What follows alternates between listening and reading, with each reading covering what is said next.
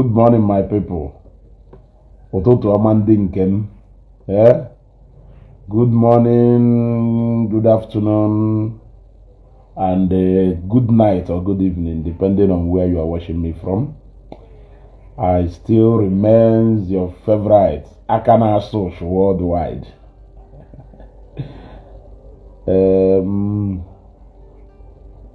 Bikon, where is Ken, Palace of Justice? Kedu na ebe Ken, Palace of Justice no? Ogene ka anyị na-anụ melu. Kedu ebe mmiri si wee ba n'opi ụgbọgụrụ? Metụrụ m aka na share button. Metụrụ m aka na share button. Share this video.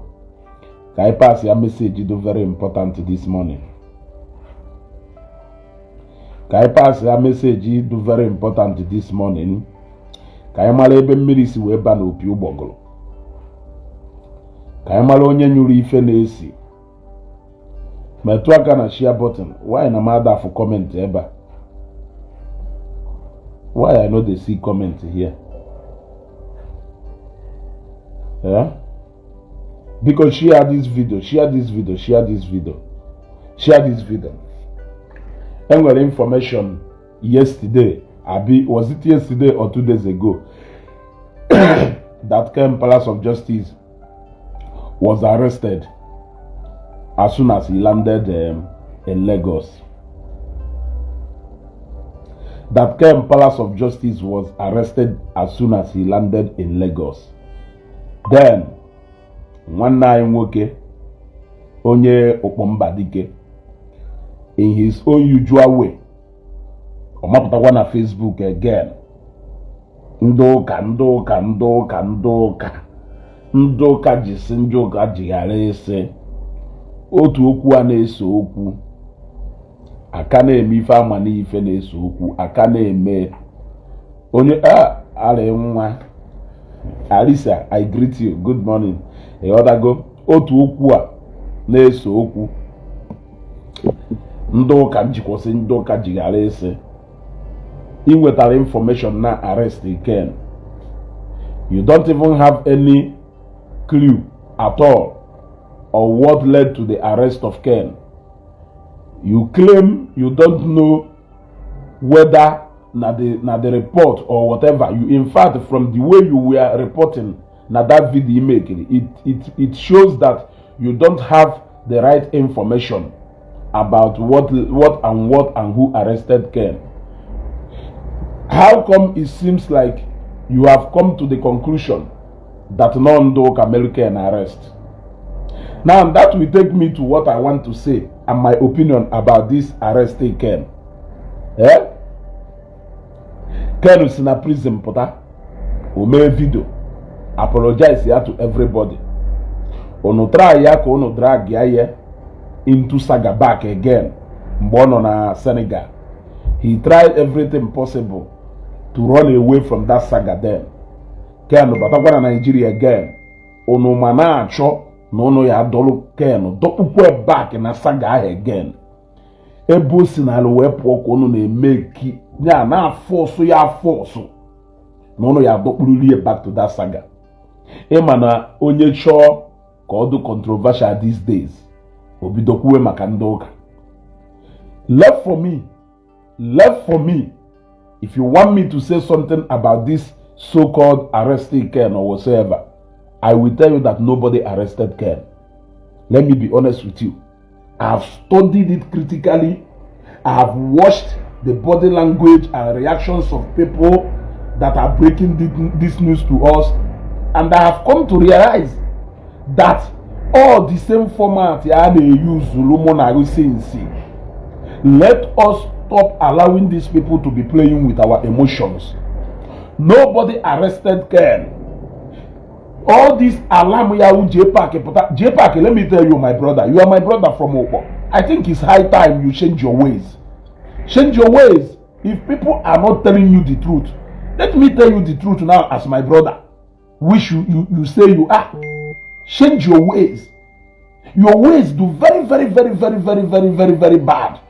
And I don't know why people who are around you are not advising you. Why are you behaving like this? That was how you woke up one early morning and started raising alarm about take a hit. That was how you woke up one morning and started raising alarm about shik alarm. That was how you woke up one morning and you started raising alarm about Akuna Latugo. That was how you collided many people's head about Ezeugo na Saba. You have done this same thing in Eme with Afaken, with so many people. Ajuogo is in our plan saga. Ajuogo is in our Apollo.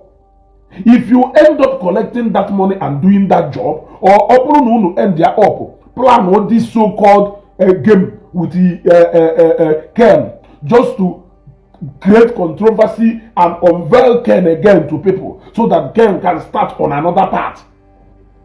What are you going to do about emotions of people you have lied to, people that have exchanged wars? What are you going to do about it? What you continue doing for over how many years? For as so many times as you claim that you don't want to continue in that path, you keep going deeper into that path. What kind of a lifestyle is that? You want to use style again? What any chowalo? Yes, we collide the canon and doka. Isiono. Kopido kwa sagandoka. What any chowalo? I watched a video. The first live broadcast with Ken after Osna detention pota. You kept on hammering about Ndoka Jigowe Kushi account here. Ojigowe Uruzie ebe ona cho kocha another thing oyeme kojiwe jewenga ojenga na etmo sande. You were trying to cause him or meye to provoke into with some kind of words so that tomorrow morning you people will start rebroadcasting it. Or make sure no, he did not say anything to that effect. You did all manner of things to poison his mind. He resisted it. In Oreba Kwempa, Ejiko we wota Okalego Oyeji we see Senegal we bata because you want to recruit him again into your own line of idealist. Your own kind of corner saga in Aban and keep as well. Or resist ye. Now, Osigo, Senegal, but Nigeria. Oh no, plan. Who okay? I challenge you people. It has been over 24 hours. I arrested Ken. If truly that Ken was arrested, I challenge you people to tell us who arrested Ken. It is over.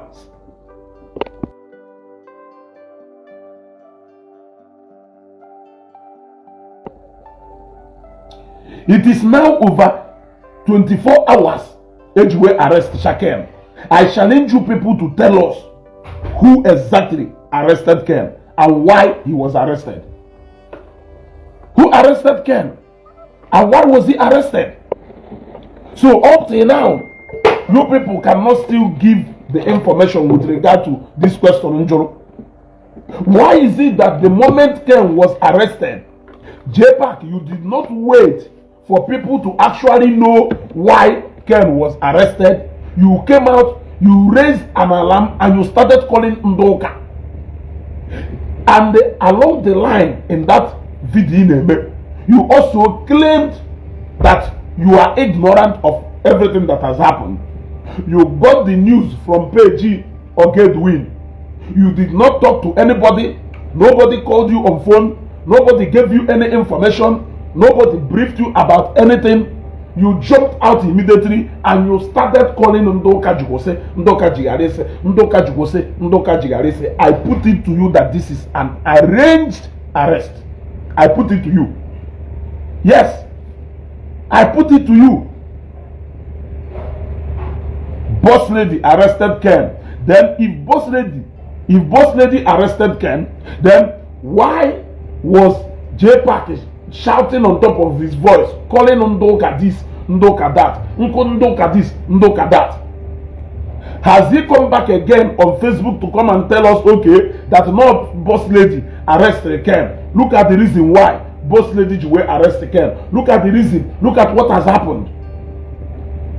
Emekwuru video yesterday we see the baye. Onye mara aso nya suo n'igwe. Mana emo ha aso suo na. This hate and the instigating spirit and plant in him the baye. If you go to that video, again in the comment section,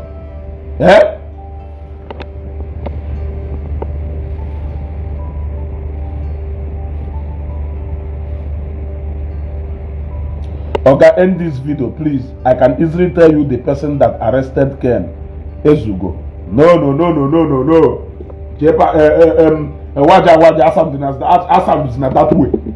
How can you tell me who arrested Ken? Who arrested Ken? Was Jpac aware of who arrested Ken yesterday before he came? He came on Facebook yesterday to come out. Now call on a spade, though. Now call on a spade. If we continue in this spirit, we are going to destroy an Igbo by. Now call on a spade. If it was a person who arrested Ken and not a church that arrested Ken, then why will you say Ndoka? So, if I take action tomorrow against somebody, you are going to label it Ndoka. If I take an action against somebody, you are going to label it Ndoka. If there is somebody who arrested Ken, why can't you people say it was this person who arrested Ken? I am asking you. Let us kind of go why Eziokwu on this Facebook or this blue app. If we continue to move in this way, I fear for what will befall an Igbo tomorrow. I fear for what will become an Igbo tomorrow. When has individual action started being collective responsibility? When has individual action even something? I took action against you. Then it will be labeled against a group of people. So, onye Igbo, jekpolo onye Yoruba police. So non Igbo wunde jekpolo onye Yoruba police. I'm asking you, if you don't begin, everything as we speak now looks like an arranged arrest. Because up till today, does it mean that person who arrested Ken, that I watched a lot of videos where they say Ken has been arrested, but I have not watched many videos where they have said anything about the actual person who arrested Ken. Why should we be supporting such propaganda? And not support her. Why should we be supporting them? Jpac, you came out and raised a false alarm, because I will call it a false alarm. Yes.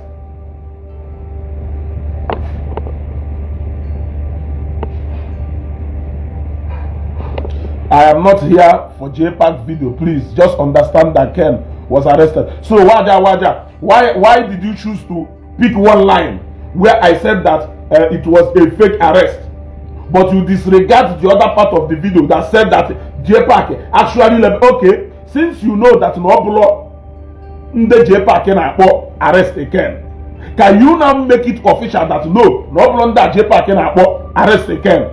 Since you are here now to dispute the fact that Ken was arrested actually, why can't you make it official here that it wasn't those people Jpac can arrest Ken? Yes. Why can't you make it official so that people will know that it no one don't or no one don't arrest Ken? And Ezo arrest or we face Ezo arrest abri face Ezo. Kaine put na Eziokwu na Facebook. Let us be saying the truth na Facebook. Kaine put Eziokwu na Facebook. Coming to convince us that Ken was arrested. Does that change the fact that Jpac has already instigated people already? A plan to go that seed of hatred again, just like he is used to doing that. Omeye Obanana so claim one Oma for name. Arrest Ken. You came out and you started emotionally blackmailing people, telling us what Ken passed through in Senegal, telling us how he was arrested, how he was sentenced to prison, making it look so emotional. Then it was Ndoka. so that ndị mmadụ will see ndị ụka as na ha dị wicked. So after everything Ken pass through, na no batakwa ndị ụka jekwa burie. Who arrested Ken? Who arrested Ken? Why must Jpac always find a way to squeeze in Undoka into every single thing on you? Or not Blonyuka? Or not Blonyuka? Kerundo na that refer to when each time he talk about Undoka? Or not Blonyuka? In that video, but let us tell ourselves the truth. Let us call a spade a spade. Reply to him. Reply to him. Man, no go on a plant the seed of hatred. In a plant the seed of division. In a plant the seed of distraction against people. Instigating people here and there. Onye respond to you niile isi na na-ewu anya ọkụ na-ewu anya ọkụ maka na ịnwata eze n'ugbo a na-ewu anya ọkụ maka na ịwụsa emeka ọfọ. I don't know why people around Jpac don't want to tell Jpac the truth that he is planting a seed of enmity among Igbos. He is an expert in doing that, and this is high time people tell him the truth. Ken was arrested. You come and he make a emotional blackmail. Switch in the mother, but the mother non doka arrest here. A mabro people according to you. A mabro people. I have to drag you on this issue. How can you say stop dragging you on this issue? I already gave you information as a friend. If you have any issue with Jpac video, handle it without mentioning my name, please. Waju okay, just follow no ma heguana warruana. Okay, let's say no ma heguana warruana. Okenye sere na ọma ha egwu ana warụ ana. Ịghọtago? Okenye sere na ọma ha egwu ana warụ ana. Sọọsọ etu a ka mmesi wee hapụ debelu ya. Okenye sere na ọma ha egwu ana warụ ana. This is another time for you to openly caution Jpac, but you don't want to do it. If you show we chini ndị mmadụ mastakwa drag enjoy yourself, enjoy your marriage. Your marriage is this, your marriage is that. Nobody is going to drag you down. But this is the right time for you people to caution him. He keep instigating people against the church, but you are not saying anything about it. You are not saying anything about it. He keep instigating people against the church. Against the church. The intentions behind him doing that is what I am here to understand. If Ken was truly arrested, and you people have knowledge and information of who arrested Ken, and Jpac came out and said that non-doka, by saying non-doka, if you mean no church, no, he was actually referring to a church or churches. No arrested here. Now I am asking you, don't you think that the same way is Webia clarify yala here that Ken was actually arrested? That no yadokwa very very important. No one arrested Ken, no blondoka arrested here. Or do you have a problem by saying that no blondoka arrested here? Why do you want that particular controversy about who arrested Ken to be hanging on the air? Why the arrest? They clarify the arrest. You have succeeded in telling us that Ken was actually arrested, but by not clarifying to us who arrested him means that they support non-doka, even when you know the person. Because what you wrote here is that I know the person who arrested Ken. If the person, if only arrested Ken is a person, then why refer to him as Ndoka? Why refer to him as Ndoka? I made a video yesterday. I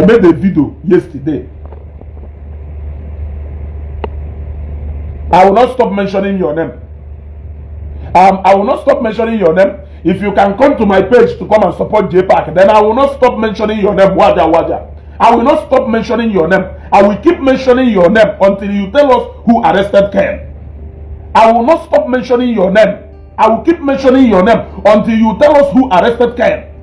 Yes, I don't have any problem with Jpac. You know what I'm talking about. I don't have any problem with Jpac. I am not calling you to come and support me either.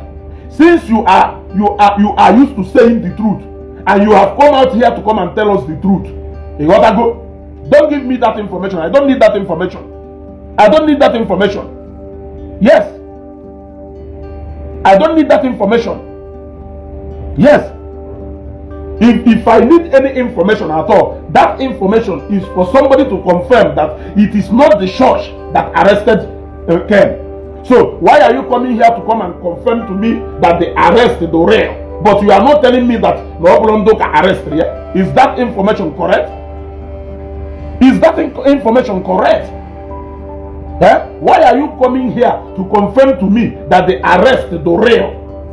But telling me now that Noblondoka arrested here as Jpac alleged, you don't want to say it. Is that not deceit? Is that not deceit? You wanted to confirm to people that actually na arrest ya the real, so that in the Noblondoka arrested here, we know that okay. Then you decided to leave the American arrest secretly. I am asking, or a secret arrest American, my name video all over the social media. Who was even handling that camera? I put it to you now that arrest to fake. It was an arranged arrest. I put it to you. It was fake. Oh, now that arrest had fake. I want you people to openly tell us who arrested Ken. Before to say no boss lady, na boss lady cool. Boss lady who no arrest Ken. We want people from Ken's side to confirm on air no boss lady arrested here. Why are you people hiding it? Why are you people hiding it?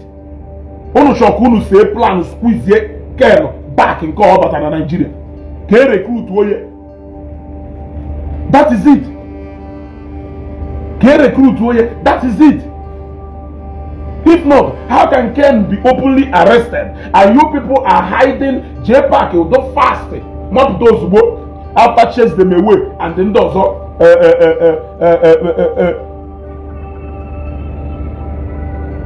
you need to mention, but you heard me mentioning his name. Did you not hear me mentioning his name? Yeah? Waja, did you not hear me mentioning the name of Jpac when I started this program? Did you not hear me mentioning his name? I said two things here, which is number one. I said that the way and the manner they packaged this arrest information goes in this arrest a prank. Or goes in this arrest the continuation of what Ken did in Senegal. Looking at the characters in a play, lead role in this arrest, that everything about that arrest is fake. Then I went to the next one, which is why will Jpac quickly come out to confirm to people no Ndoka arrested Ken, preaching to us about Ndoka Ezeugo. It is assumed that before maybe that video, no one go information about who arrested Ken before he can begin to allege such. Now, along the line of that video, he also tried to squeeze in something else, which got me confused. Now, you are not here, Waja, to come and say, okay, Noblondoka, what you only come here to come and confirm to us, who they will arrest actually, or who they will arrest. We also want you to complete that statement by telling us who arrested Ken. If you don't tell us who arrested Ken, then I will put it to you that there is no arrest. Yes, Ken was not arrested secretly. Hence, the information all over social media. And then we were accusations. So, if you can quickly come and clarify to us that the arrest is the real, why can you not make it more clear by telling us who arrested Ken? You people should stop this, for God's sake. You people should stop this.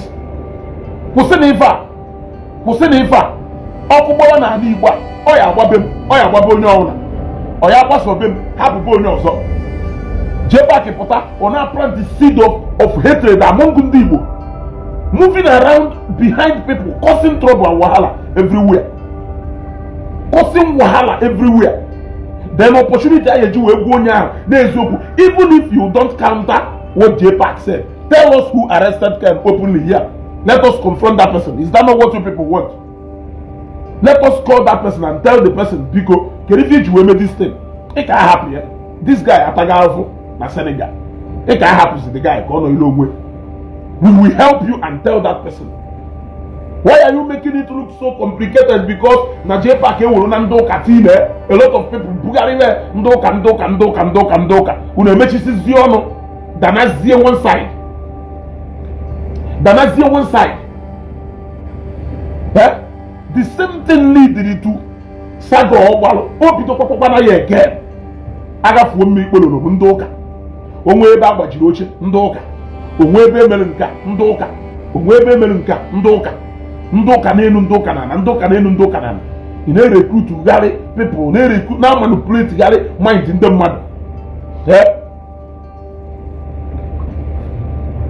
Ken, Palace of Justice. You will see this video when you come out. If actually somebody arrested you, run away. Ina agba ọkpara n'aka ọ na-azụ isi. Ina agba ọkpara n'aka ọ na-azụ isi. Company nke a ịbara na nke ikpeazụ a. Nke a dọrọ njọ karịa ebe isi apụta. I have to be honest with you. The highest deceiver fugolu among Igbo content creators. And it's not as if everybody always raising fake alarm everywhere, colliding people's heads together. Hana Nusi or behind the scene. There are no even name. Upon Nandi mother shop go your tricks. Still, Ejime a cry wa foul. Ejime a cry wa foul. Yeah? Ndoka this, ndoka that, ndoka this, ndoka that, ndoka this. Yeah? Is it not over 24 hours for the news of who arrested Ken to be all over the air?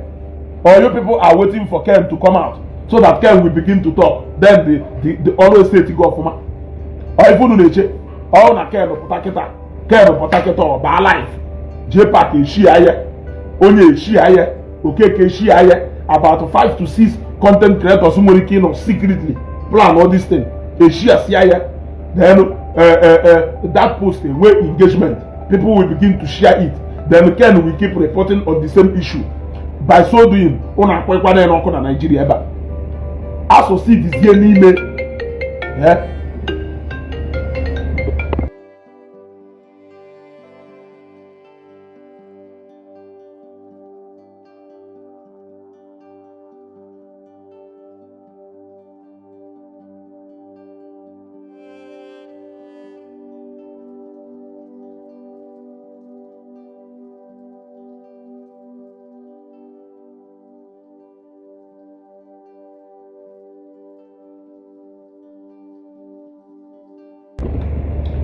Yes? You see? They want to use the same tricks they have been using a long time. When they memo na ogo. Hano kata heje plan o fife kuwiye ni kuku. Muna ga na ogo, muna na ogo. Hanga no na cash out.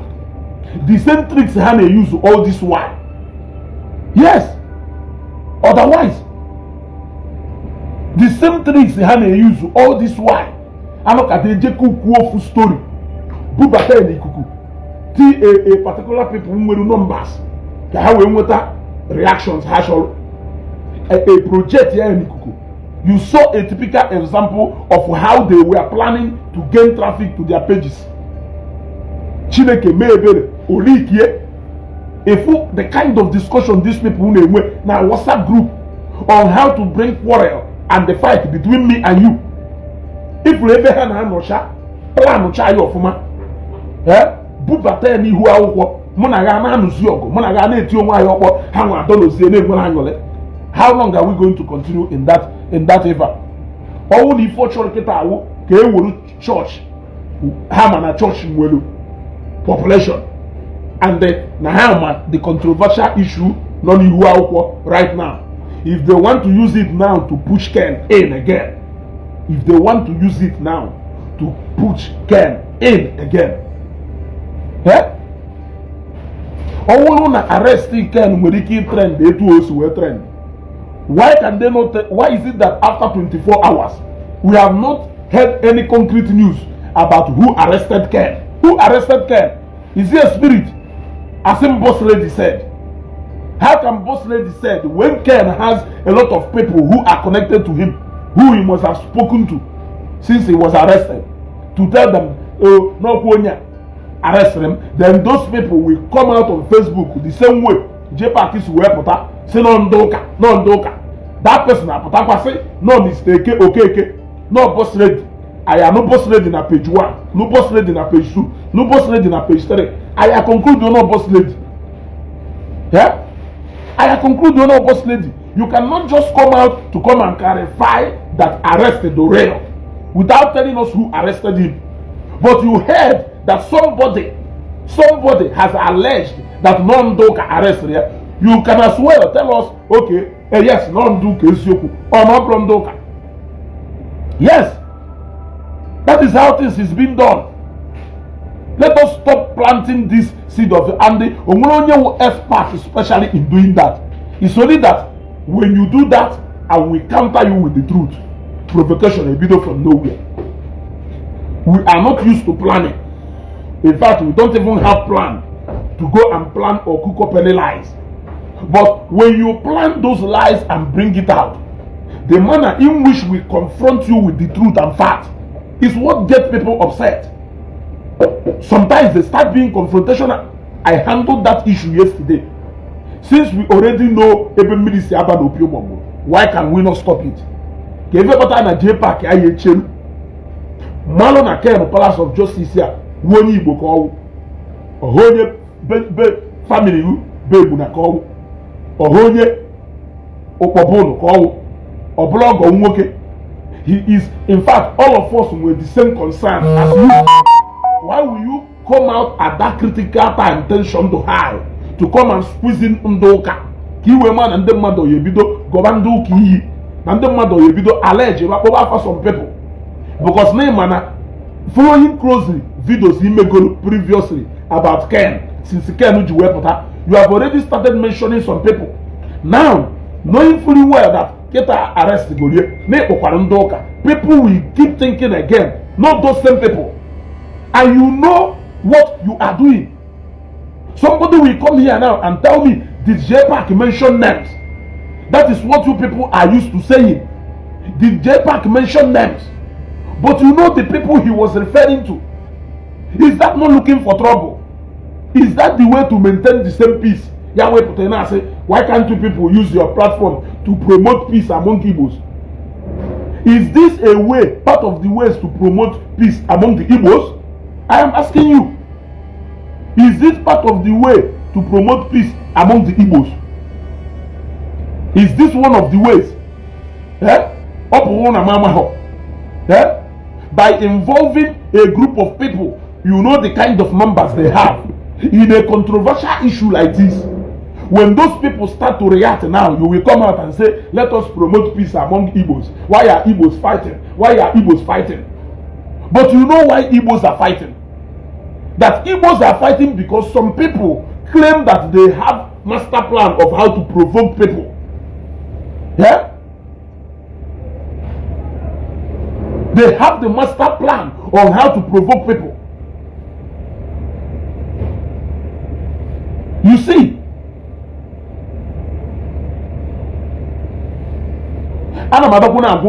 respect is reciprocal, and you cannot get what you don't give.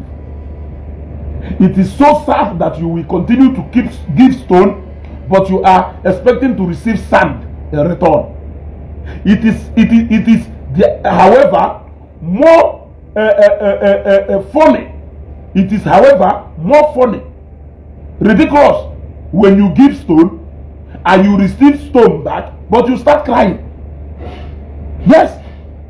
How can you be promoting somebody who is constantly causing division among the Igbos? How can you find fun in doing that?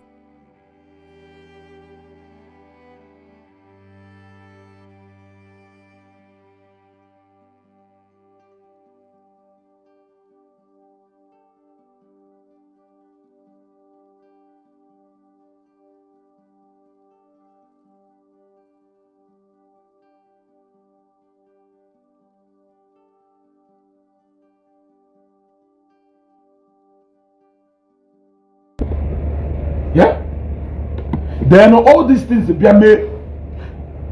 Instead of you to come out openly and clarify issues, body language, because of where you are standing, because of relationship you have with people, because of your interest in what is being said, you will hear no Eziokwu ike. You will know the thing no do Eziokwu ike na. You will hear no Eziokwu ike na. Mane if I we feel capable of a cause of trouble. If I don't capable, a simple misplaced information like this can cause a lot of problem. Go and look for what happened in Rwanda. Go and look for what happened in Rwanda. If the genesis of Ogo and Rwanda today. If the genesis of Ogo and Rwanda today. Just like the way our people has been divided into two. Because whether you like it or not, our people have been divided into two. And with the minority and with the majority. The same way is what happened in Uganda. And with the minority and with those people are now referred as the majority. Those people are now referred as the minority. Wunda na cockroach. Now Rwanda. Now what happened? Okwana President Tenachi from this side. Or where by plane. Where they somewhere. And where what will play now on anyway. President Yawenwo. A simple radio broadcast that said non de do tua Wundeburu President ya Wunya lead to the overnight massacre of millions of Rwanda today. They all ran away and ran into different countries in the Southern Africa region. Mana na ekuye nkunwa dono die anolo na apianya kele otuko omena na owunna hu di general overseer ye ma ona church ya wunna hu nya hu di bubata church na Nigeria. Ana ekuye e na achagari anya ka oke.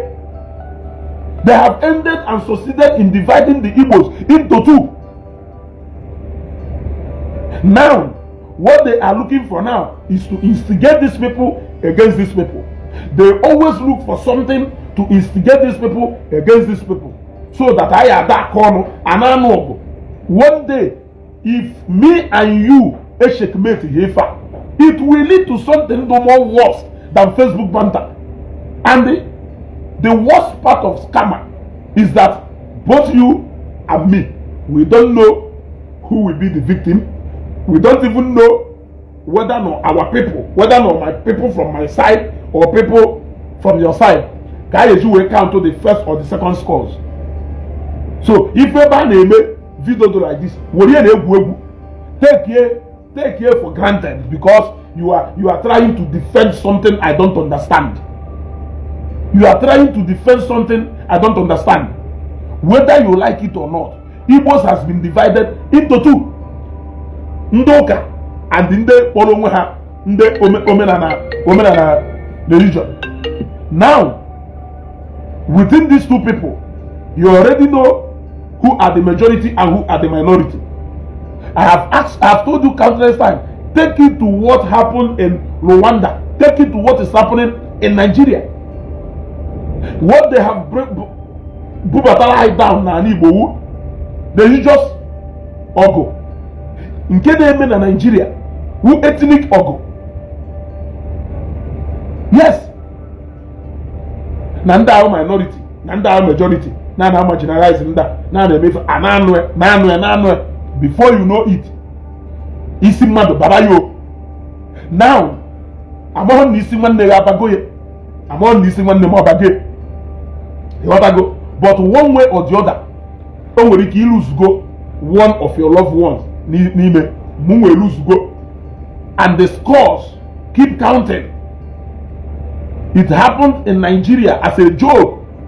Before you know it, thousands or hundreds of Igbos, Ebu Hanu Bwasa, Ndausa, Ebu Hanan Igbo. Sunday Yoruba do free from all this madness. Sunday Yoruba, Nde na Ondofe Mano, do more wiser than you. Yeah? Nde feel you know how the economic hub of Oboda, and Nde feel you know how the power. National Buddha, Unune Anu, Nde Yoruba na Ondofe Mano, Ndai Donkia, no you know where her, no you know where fa. They take advantage of both situations. Ka ịnụrụ na-egburu ndị Igbo n'ugwu Hausa. No, onye Hausa nọgolu na Nnewi over how many years? How many years? Onye Hausa ahụ legoro suya na St. Mary's. Ọ bụ ndị Hausa na ọ bụ ndị Yoruba na-egbu ndị Igbo n'ugwu Hausa. Mere eji wee gbu that man na St. Mary's mụọ ya ọkụ. Onye Hausa nọgolu na Nnewi ọfụma. Na ọ na Nnewi nọtee na Nnewi aka wụrụ part of Nnewi na-asụ Igbo. Etu a ka esi wee nakpu n'ime ebe obi na St. Mary's mmakpa afa family ya nakpu n'ime ebe a just smoke way out. Ndị ma ya gbuo ya na St. Mary's mụọ ya ọkụ zukọrọ ego eburu ma machine ya. Like play. Unu ewere information, misinformation na-egwu egwu na Facebook. Unu ewere misinformation na-egwu egwu na Facebook. A single radio broadcast those days in Nigeria, MAQ na Nigeria, the moment you take over the radio station, for your queue to be successful, you must take over the radio station, because that is the point of disseminating information. You are playing with information na Nigeria. One day, ihe release nke ya will release ye.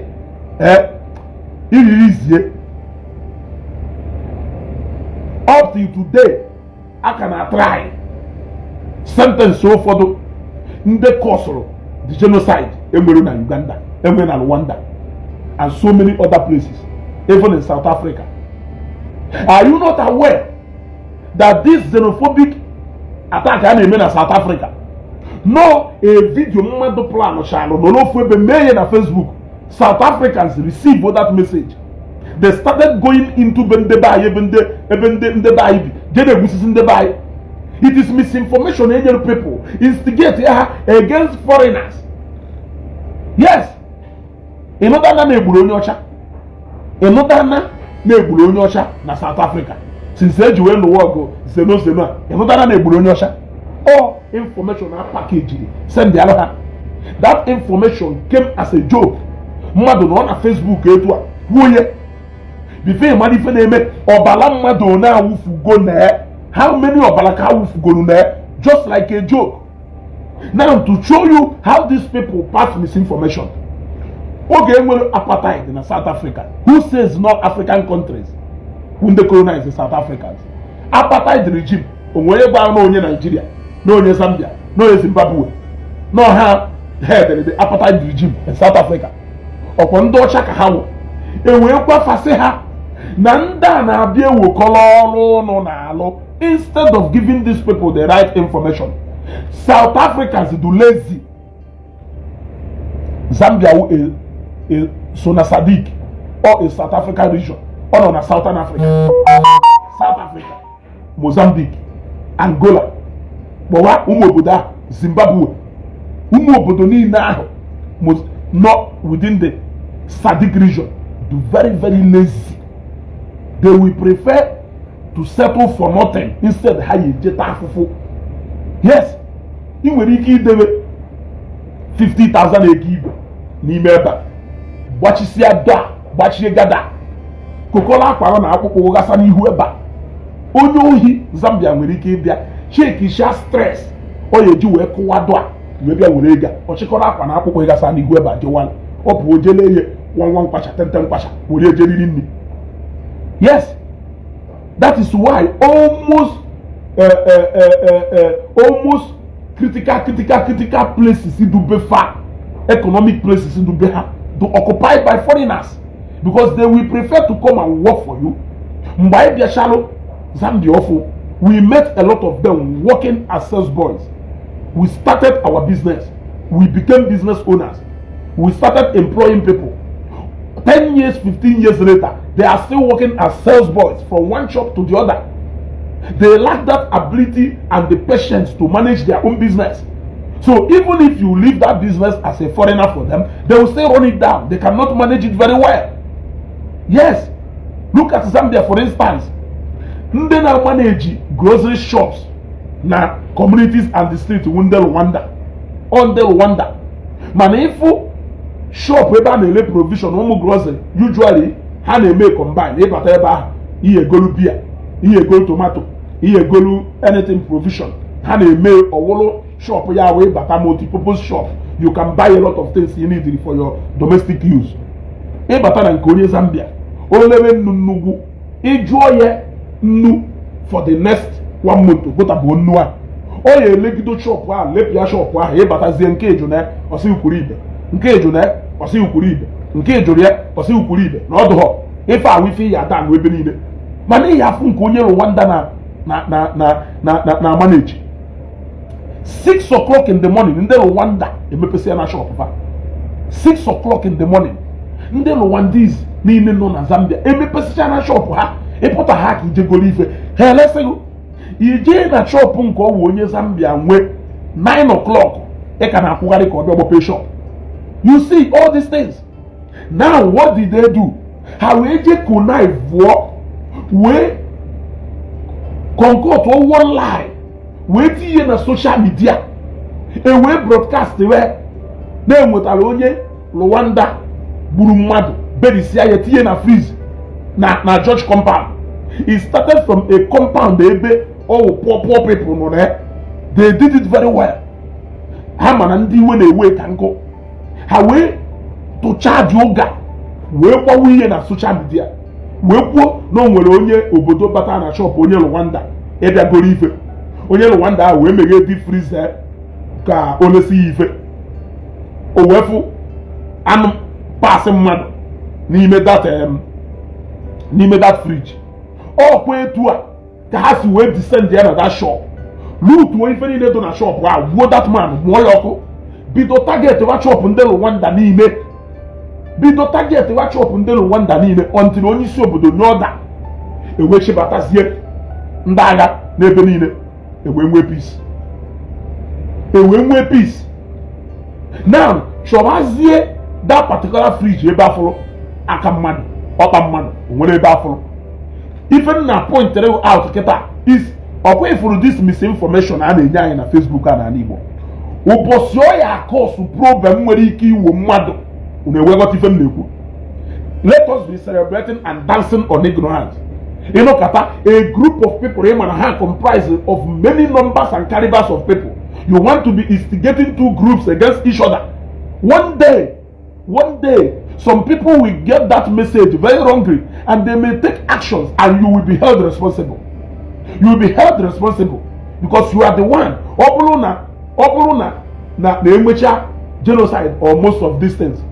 And a buzo Jpac the buzo way originate that information, that particular news. Only made that radio broadcast na Rwanda. Na International Criminal Court. Yes, all those people partaking in distributing that information, all of them were picked up and they were tried in International Court of Justice, International Criminal Court. Yes, that is how much powerful information though. But you dish it out without minding the adverse effect, cumulative effect, after effect of that information. Yes. Oh na mmadụ gwara ụmụ ya, no nwanne nwoke a melu na makpata ha ego taa. Onya melu na those 2 families nọ na enmity for over 30 years to 40 years. A na-egburi ya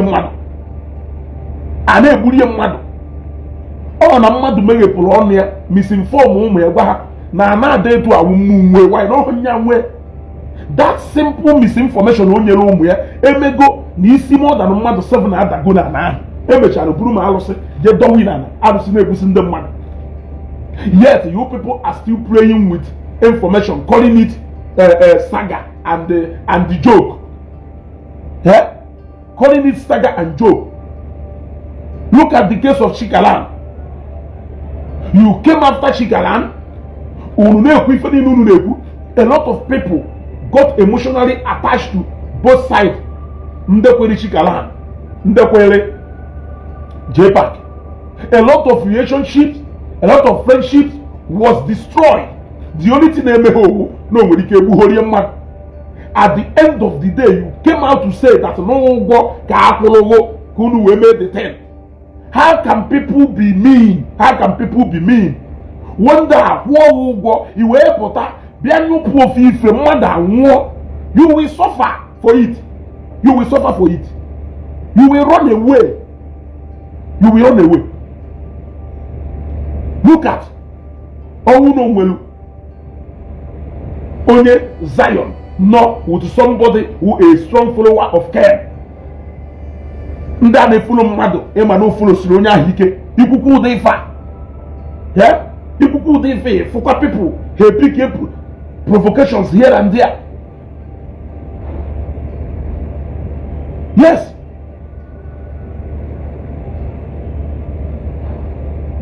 I was discussing with somebody yesterday, and he told me how a message na Facebook, see when they destroy business here, yet you came and you laughed over it.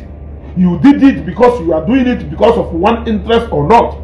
You know that this is not the truth, but you still choose to peddle those lies for the fun of it, for the cash that comes with it, for the excitement of doing that. At the end of the day, somebody is suffering the effect of that thing till today. Somebody is suffering the effect of that thing till today, and you have gone to your bed. You are sleeping like a baby. You think you will not suffer for it? If you wake you na bondage, metal in reality. Come on, no, if you put on Facebook, or if you metal on Facebook. We are abusing this Facebook. We Igbos, we are abusing this Facebook. There is only little thing do good IGM. Every other thing IGM and Igbo, we forjure bad things. Or if IGM and Igbo. And it's high time I retrace that step now before it becomes too late. One day, what it means to dish out wrong information. A woman will damage something. Let me give you an instance so that you will know how information moves.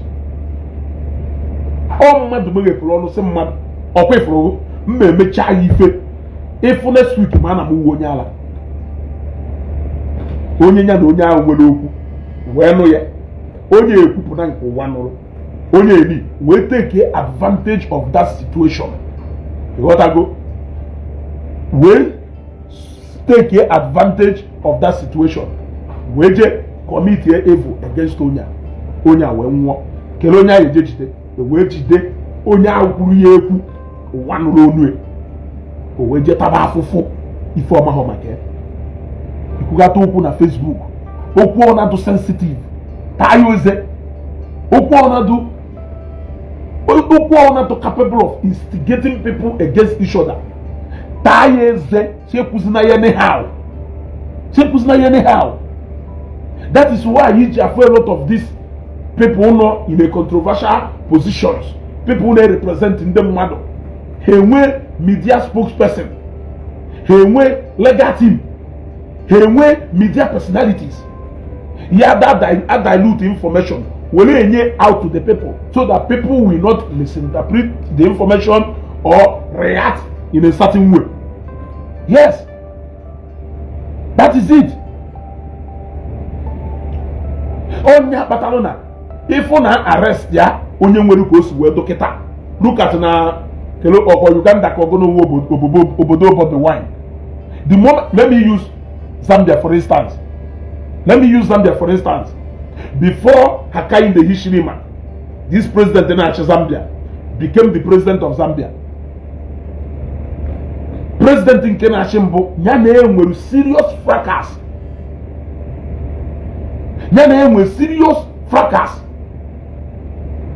Now, they did not only turn the political atmosphere in Zambia then as mere political opponents. They reduced it into tribes or based into tribal and ethnic ogo. That is what they did. Hassan and decide the president here na Chikita, just like if I live in Nigeria today, that they can never rule Zambia. Hana koha na hawu efi because na hawu expert in cattle rearing. Eji hawe malo nde na azu efi. And they mana oboda farming sona nife na enye hego ofuma. So nda anodo ka ndi Igbo ba yo because had very industrious, both in business, both in farming, both in cattle rearing. But how minority happen compared to the other tribes? So this man keta na keta, so now either the second or the third richest people in Zambia, but don't belong to that minority group, and he has been in opposition for over 20 years, 23 years actually. He contested election in Zambia for over 23 years before he won. And I humiliate here, noya chinata, into ethnic ogo. Now there was a cultural festival and in one province. Onisi obodo na-eje the man na-eje and the man na-agakwa ọ na-akpọkọsị ka o nwere ife ha na-akpọ kadas na ọdụ ka ndị foot soldiers ịghọtago, then ndị political party na-eso, so the man na-agakwa, ọ na-aga with moto nwere ike ndị ya eso ya eru 100. O wepụta na border ewee kiri ya ihe ọga ozugbo ahụ ọ na-aga nekwo presidential sweeper ka ọ nọ na speed na-abịa owu na onye isi obodo na-ekiri, onye isi obodo apụtakwana, mana ka ha ma na onye isi obodo na-aga ha ka stop ya, ha hapụ ya ọga. Onye isi obodo na-abịazi ọdụzie ka convoy ha na-abụ ọ na-anya etu a n'iro, ọdụ ka convoy ha na-aba na-anya etu a n'iro, sweeper ahụ nọ n'ihu wee sweepzie moto nke na nkọ, onye isi obodo wee gaa, and onye isi obodo wine o glass moto down. The next thing after 2 days e wee unleash forces no the man we break LL siege na be this man more than 4 to 5 hours before e wee arrest here. That is a lot of things before we arrest here, sensing that now that tribe when he came back in that, because a lot of people on Facebook now the tribe they left politics now, political party. These people are made political opponents. They now started talking about tribes. Even if I had in Nigeria, and Hausa, the Yoruba, the Igbo. I have to say Peter Tinubu, to say to the Hausa, the Igbo, the Bemba, the Nyanja, Mba, the Kerivana, the Kerivana, Owolo na president ya na Shioboda I instruct her, head of media here, to issue a statement in less than 24 hours. Zambia can walk raise it down into dust. Because nanda akwato chano fuma no oppression kane nefa wo na ha man election na eluwe na because Asha jire for treason. Yes, and they man never have a available offense. And I am on a sentence here one. You gotta go. Even now, whenever Obasanjo came to Zambia because of this issue. In fact, it was about 3 weeks after Obasanjo left Zambia that Hakainde Hichilema was released. He was in detention for over 3 months. Now, at every given time, Ona ensure no they use media spokesperson here to be calming down his people. Yes, everything is under control. The president has ensured you people to maintain a calm atmosphere. Let there be peace. One Zambia, one nation. If we have information, they were waiting for instruction. They were waiting for the man to say, enough is enough. We cannot take it anymore. They were waiting for that. Now, they got something that made their mind to cool down. I am only trying now. Fast forward again to after Owino the election. Kada ada alwoluba ya on the Kadas in Wobudo na Zambia. Nde pa auto ye follow on the street. Nde foot soldiers. Oh ha Wobudo. Ha na shi ni mafia. Ha na shi ebe niile. Ha Jpac ebe niile. Now Kadas nde red. Nwoke a na-achịkịta na Kadas ndị green onye nke pụrụ apụ eji ha anya afọ onwe ha ndị niile eme ha alụ a na-ebucha ma egbe na-ebu ma mma na chụsịsị ha ma n'ime afịa na ha ya azụ afịa n'ime afịa. They were waiting na warm up nke buru na taxi ọsị hey na ọ bụrụ na president ha winuo. They were waiting to unleash their bitterness on ndị eni na ọwụ na ha winuo. Mgbe ha winuru, the man malụ na o si na inauguration ground ahụ pụọ without enwejewu mmiri gbanyụọ ọkụ ahụ na-enwu. Na the next morning na ozu mmadụ ya dara agara agara. O wee mechaa speech that day wee abolish Kadarism. Wee say nobody should fight anybody. No na abolish Kadarism inside the market and everywhere. Ọka wee tonye ọ na. That was how he neutralized them. Ewopie ọbaleju n'ilo the next day. Ha mechaa na mma debe pangas ha mechaa na edebe na-eche ka ebebe mmadụ isi. And we are playing and joking with information here in Nigeria. You can come on Facebook and open your mouth and say anything without minding the reaction of Ifeneme. Let me tell you people. Ani Igbo ekwukwara nya yesterday. Ani Igbo na-agbaghalaghala na nya on the ground. Christmas erukwana so ya na ụfọdụ aya na ụfọdụ anapụ Christmas for the past 4 or for the past 3 years. Yes. Now, this social media ugwe ebe anyị na-anọ na-enwe interaction. Eburukwa the same thing na-abịakwa na social media. Emelu care na arrest a very controversial issue like that. You came online next minute to come and accuse a certain set of people. No harm, even without you being sure. Even without you being sure. As he dey hot, he break here immediately. He will cause so provocation, so that some people will begin to react. Today, it may be word to word. It may be Igwi to Igwi. It may be drawing traffic. Tomorrow, it may lead to something else. As you keep doing that, you are preparing the mind of people to the day they will say, enough is enough. I don't know the people that will say, enough is enough. But one day, you will say, you will accuse another, enough is enough. These people will rise up against these people. And every actions that resulted from that something evil meeting at Facebook will be on your head. It will be on your head. It will be on your head. Watch what you say on social media. Okari hetwa. Watch what you say on social media. Then unkuziye waja ya puta kebia clarify ya na arrest the Ken. Who says that is the problem? The problem is not Ken being arrested. Anybody can be arrested, including me, including you. Anybody can be arrested. The real issue lies on who arrested him. That is what is capable of causing problem. That is what is capable on leading to uprising of people.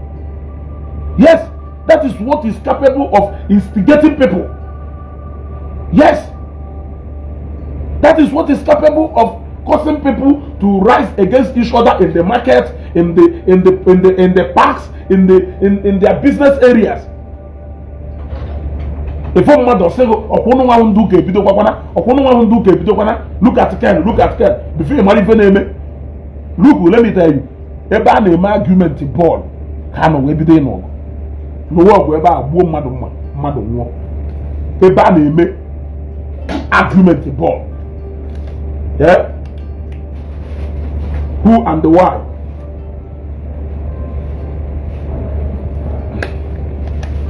Daddy, good morning, sir. As in arrest the Ken Palace of Justice yesterday. Was it yesterday or 2 days ago? They said he was arrested, and Jpac came on Facebook and they started shouting non-doka arrested, yeah? Without even knowing the real situation. Melu.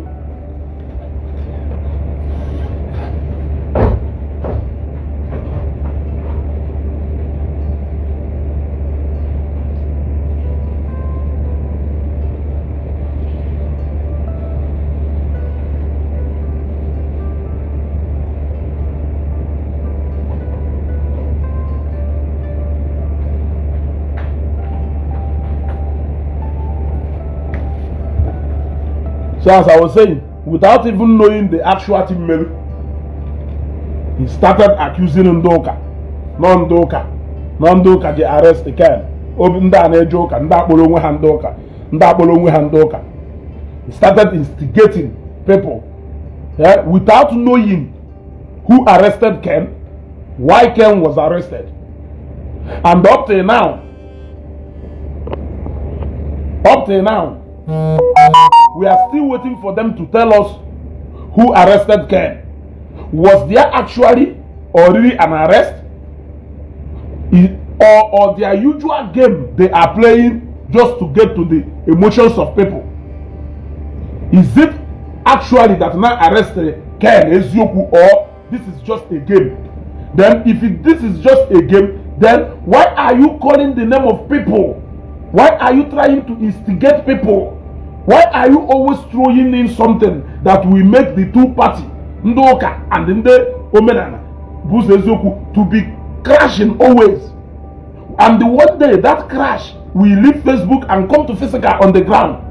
And don't know when the bro Obalonia Yano Nisionye instigated that thing. Jpac has proven to be an expert in doing that. And I am telling you, one day, anyhow, everywhere on a Pokepuano, then came of recent drag the seaman, now drag the Bebioko, or drag Aqua, or drag a lot of people into Kenyoro of recent. Again and Kekena. You can never get tired. You can never get tired of controversy. You can never get tired of saga, even though you said you are tired of saga. But you can never get tired. Win and look at the arrest Ken. Narrate the mother experience Ken na Senegal 8 months on Anga. People will feel pity. Then you could say Nandoka de la Hona Joka. Claim on Hana forgive. Could not forgive him, yet they went and arrested him. And that was the reaction waiting on Facebook. And that was the of your Ndoka this, Ndoka that, Ndoka this, Ndoka that. Of your you know, the claim more than my female. Now, when Ken came out, you came on Facebook on a Facebook Live. You were using more than 20-something minutes to poison the mind of Ken against Ndoka, trying to make him to believe that Ndoka Meluye Ojiwe pass it through, if any not pass it through. You were doing it systematically, trying to recruit him into the saga at the moment. He was resisting it because he never wanted to talk about anything like that. He was just asking some funny questions. You kept on pressing. You even want to cajole him into telling him that you will pay more than half of his bill, or you will back to Nigeria, so that you can get him enticed into joining you. He refused and he resisted it. Now he came back. Either you people planned it or the arrest was real. It happened and you came out again. And again, otu ndoka esre no ha diriru guje gba onye obodo saga. Otu ndoka esre no ha diriru guje me nka no ha gwara nke jenye onye poison no ha diriru nka. Otu that single video email wonya lead to a lot of things I made on Facebook of recent, which you have failed to acknowledge till today. You have failed to acknowledge it till today. Not that video email by instigating that all those things they committed on Facebook, which we assume that you did it without anybody pushing you. I confront you all there. One thing led to one thing. Look at what happened. A lot of people was dragged into it. Ichiyakwa back, reinforce again. Shopaki Wolukwa, Nkeke na we shine again. I don't know how you sleep. I honestly don't know how you sleep at night. But however, we is Alahola at night. Anamajayike. Isirike. I don't know how you manage to lay down on your bed and you sleep at night. You keep talking about Ndoka. Are you not a Christian? Show us the way a real and a true Christian should live their life, so that we can emulate from your life. You keep saying you are a Christian, but we want to see the reflection of that true Christian. We want to see what it means for somebody to live a Christ-like life. We want to see it manifest in you, so that we can say, okay, this is how we should be behaving. If all of us should start behaving the way you are behaving, and Igbo will go up in flames. If all of us should emulate your lifestyle, there will be no peace in an Igbo. If all of us should start conducting ourselves the way and manner you are conducting yourself on Facebook, say good morning or good afternoon. Have you seen that you are not also living up your life as a Christian after all? You are not behaving or living your life as a Christian after all. Before Facebook will hear, he said you can never apologize to anybody. But here you are talking about forgiveness. Here you are talking about people forgiving people. But on a Facebook, okay, no way why you can never apologize to anybody, not to talk of apologizing to a woman. You said it on Facebook, and yet you are a true Christian. You are a true soldier. Yeah? Let us program yesterday. Forget about what I believe in. Forget about what I stand on. Forget about what you believe in. Your opinion doesn't really have much to do with me. I can counter it anyway, but it has nothing to do with my life. But there is something when we share, no connect. It does the whole others will collide against each other. And don't I get one of that area, even the one of that climax. If I am in a Facebook, I resort to physical confrontation on the ground, and then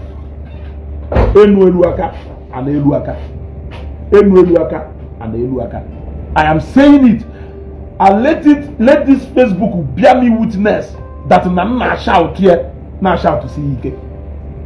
So nde chokware da cover Jpac cover wakwa ne until something result from Ifokulu una amaputakwa akporo mmadu afa enwe onye akporo afa kedu ifo melu a na-eru ya anya ọkụ o mechara wedding n'ego ka nkụ a na-eru ya anya ọkụ.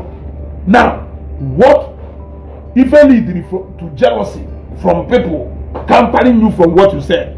Because when you said that, it is assumed that people will rise up and tell you kenundo kamerefa. Why can't you make you a single video without akukosina mmadụ ito isi ọnụ?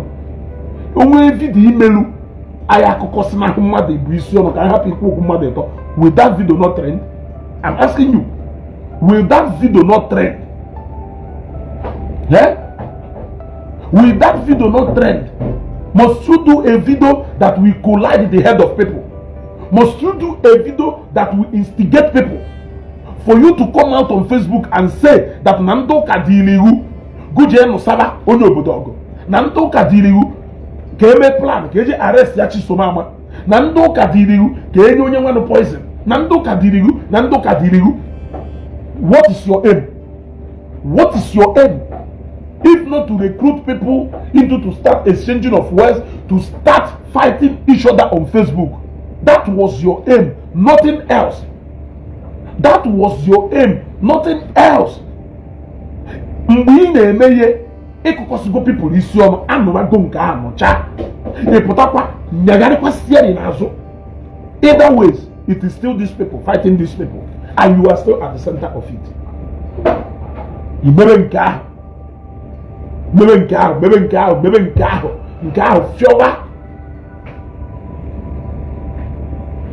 fiocha odoka nke ahụ Ezeugo ịmapụtakwa. Yeah? I don't know how you sleep, my brother. I don't know how you sleep, honestly. O nwere ike ọwụrụ na n'ime video nwere ike promote peace. I think that the only video ị na-eme na Facebook a na-promote peace wo nke ijere ime business, which is ego. Ebe ijere ime advert, which is ego. You gotta go, which is ego. Every single step you take on Facebook is capable of destroying friendship, killing relationships, instigating people to fight, either verbal or whatever. But I am saying that one day, all these verbal expressions, verbal whatever thing, let us pray that one day it does not translate to physical confrontation on the ground.